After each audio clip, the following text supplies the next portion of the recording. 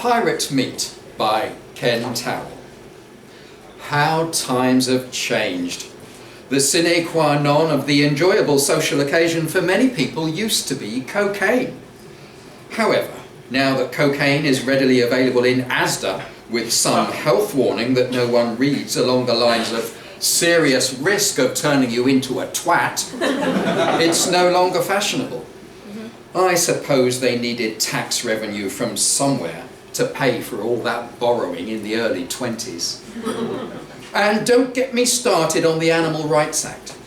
I hesitate to use the hackneyed term political correctness gone mad. But if it ever had any meaning, that time is now. We are one step away from giving dolphins the vote and armadillos a passport. It is militant veganism gone mad. Every sentient thing has rights. The consequence being that, while nobody says it these days, we are all so keen not to offend. A dinner party is hardly worth going to. You can't eat meat. At least, not without the animal's consent. Given that animals are not cursed like us with the knowledge of the concept of death, nor blessed with the gifts of speech or rational thought, they are unable to give meaningful consent.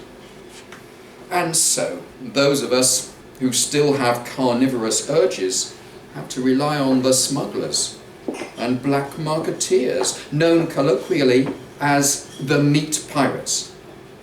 My own Blackbeard, if you will, operates, or rather used to operate, from the Coach and Horses in Hastings, East Sussex.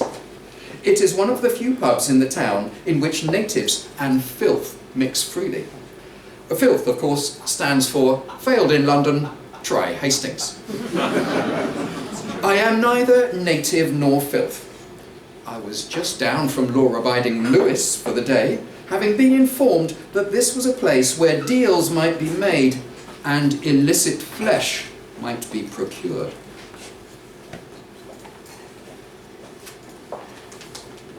My Blackbeard does not have a black beard. She does not have an eye patch or a wooden leg, at least as far as I know. If she owns a parrot, she does not bring it into the public bar. Modern-day pirates, meat pirates anyway, practice discretion.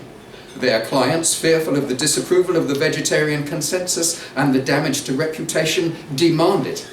And, of course, they themselves are mindful of the risk of the custodial sentence that comes with conviction for distribution.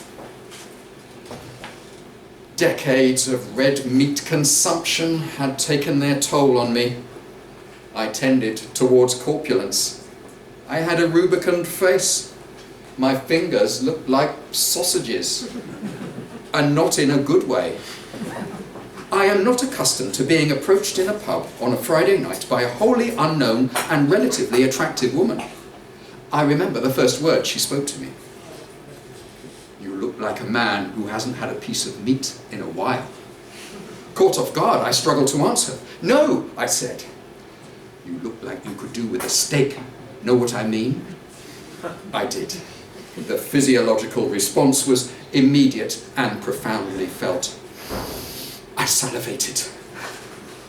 "It's been a while," I said, gradually relaxing in her presence. She seemed kind. There was a pause. I realised that I had to be the one to get to specifics, to commit to the deal in the way that an undercover police officer couldn't, for fear of accusations of entrapment. "You sell meat," I said, more loudly than was prudent, and I saw her flinch and raise her finger to her lips. "Sorry," I said, sorry. I've never done this before." "You've never talked about meat before?" "Not in a pub with a pirate," I said. "How does it work?" She sighed and then spoke very quietly and deliberately. "We exchange numbers. You text me your address and what you want. I text back a price and bank details. If you're happy, you make the transfer, and in the evening, a lad from Uber Eats delivers your order." "Bank details? Yes, I'm an out-of-work butcher with a mortgage to pay, not a teenage gangster. I really can't be doing with cash. Is there a problem with that?" No, I said. I thought hard. Then I thought of one. How does it appear on the bank statement? Personnel services, she said. You are joking. Personal services. No, personnel services, like an employment agency. I am quite literally not fucking with you. Now, shall we do business? I tried her Lincolnshire sausages and her loin chops. Her ox cheeks were delicious. I ordered bavette steak and corn-fed chicken and maple-cured bacon. I enjoyed everything she gave me. According to my bank statement, I was soon spending a little over £300 a month on personnel services. I didn't see her for a year or so after that. Everything was done over the phone, and that was just fine. But I have to confess that I went down to Hastings a few times during that year, and on each trip I paid a visit to the Coach and Horses, where I drank a pint of Harvey's and then took the train back home. And then, last January, I saw her, and I said hello and offered her a drink and ordered her a gin and tonic and asked how business was. She appeared to be pleased to see me, but I put that down to wishful thinking. I am not much of a conversationalist, and it all went a bit quiet once her drink arrived and I had paid for it. So I asked her what her favourite meat was. I thought it was a good question. Actually, she said, I never touch it. Health more than anything. Haven't for years. Anyway, probably not a good idea to develop a liking for my own product. Know what I mean? I knew what she meant. At the prices she was charging, she was much better off selling the meat and sticking to a strictly plant-based diet. She looked around. Listen, she said, have you got a freezer? I could get you a whole lamb, butchered perfectly, rack, legs, shoulders, scrag end, breast, I said. Everything, she said. Could do you the lot for £500, keep you going for months. Maybe I could throw in a poussin and a kilo of chipolatas. What do you say? What is it, a closing down sale?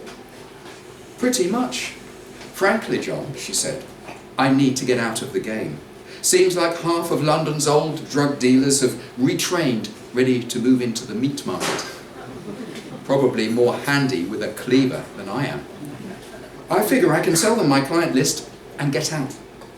Meanwhile, I'm having a big sale, get a bit of cash together and leave you with enough to tide you over till the new boys get their supply line sorted. Sound good? What about mutton? I said. Might as well be hung for a sheep as a lamb. The truth is, I was worried about running out of meat, and I didn't want to be dealing with some sweaty kid who would probably bulk out his chicken with injected water. And then the door burst open. Everybody stay where you are. This is a police raid. As the situation sunk in, we looked at each other. Those involved in clandestine activity instinctively suspect those around them, and then looked embarrassed at momentarily suspecting the other. There were only a few minutes to talk before the police separated us. Don't worry, she said. As long as you haven't got any meat on you, you'll be okay. You haven't, have you? Not a sausage, I said. You buy sex, okay? At this, I looked blank. Fortunately, I had a few seconds to work it out. We were led into separate corners by uniformed constables. I was informed that I was being detained under section something of the Animal Rights Act and asked if I had anything I shouldn't.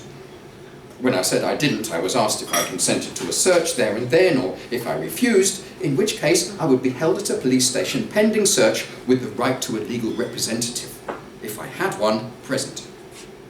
There was a sudden flurry of activity a few metres away when the police officer found a small bag in the young man's pocket. "What's this, sonny?" he asked, holding the bag an inch away from the man's face. He couldn't have been more than 19. "Pork scratchings," he said, almost sobbing. "All right, lad," said the policeman, "you'll be okay. Tell us where you got them from, and you'll be on your way with a caution before you know it. Let's go." They went outside. I was searched and found to be meat-free, and then asked what I had been doing there. I said what I had been instructed to say. I'm not an actor, it didn't sound right. Bisex.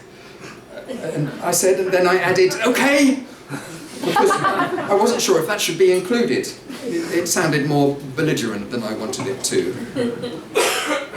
The constable told me to turn my phone on and show him. He scrolled through the most recent messages in the sent folder. Whoa, he said, what's this? Last week message to B, rump. Just rump? How do you explain that? I tried again. I bisex. I didn't have the okay this time. It's code, I said, so no one finds out. I felt I now sounded like an authority on the matter. He looked back at the phone, scrolled some more. Ah, he said, also to be. What's this? Tongue? I tried to imbue the three words with as much raw sadness as I could muster. I bisex. He let me go after advising me to think up code words that were less suggestive of illegal activity. I was, in his eyes, a sad case, no doubt, but no lawbreaker. I never saw Blackbeard again. I did receive a postcard, though. Turns out she's living in Leon, in the north of Spain, stuffing meat and paprika into intestines to make artisan chorizo. She is happy to have found lawful and fulfilling employment. For my part, I have moved on. I made my final bank transfer to personnel services, and a young lad brought the constituent parts of a sheep around the next day. I eked out the pirate meat for a good 6 months, and then swore off the flesh of sentient beings forever. I have been on the meat wagon for 2 years now. I look younger than I did, and I weigh less, and what with the low price of cocaine in Asda, I'm hundreds of pounds a month richer, much more confident socially, and I don't have to worry about breaking the law. Anyone fancy a line?